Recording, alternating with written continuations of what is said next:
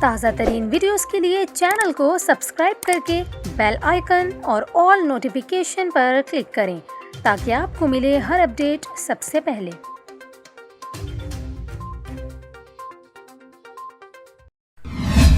یہاں ہم آپ کو اہم خبر دیں کہ ٹرانسپورٹرز نے حکومت کی جانب سے 9 نکاتی مطالبات تسلیم نہ کرنے پر ہڑتال کر دی۔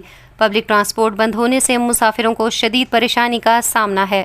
مختلف شہروں میں بس اڈوں پر ٹرانسپورٹرز نے گاڑیاں بند کر دیں۔ مسافروں کا کہنا ہے کہ ہڑتال کے باعث شدید پریشانی کا سامنا ہے، جبکہ ویگنوں نے بھی کرائے ڈبل کر دیے ہیں۔ ٹرانسپورٹرز کا کہنا ہے کہ حکومت کی جانب سے ایک سیٹ پر ٹیکس 300 روپے سے بڑھا کر 4000 اور 8000 روپے ٹیکس عائد کر دیا گیا۔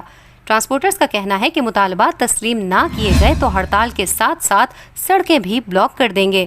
ایسوسی ایشن نے حکومت سے مطالبہ کیا ہے کہ پبلک ٹرانسپورٹ کو انڈسٹری کا درجہ دیا جائے، جبکہ ڈرائیونگ لائسنس کے حصول کو آسان بنایا جائے، جبکہ ٹریفک وارڈنز اور موٹر وے پولیس کو ناجائز چالانوں سے روکا جائے۔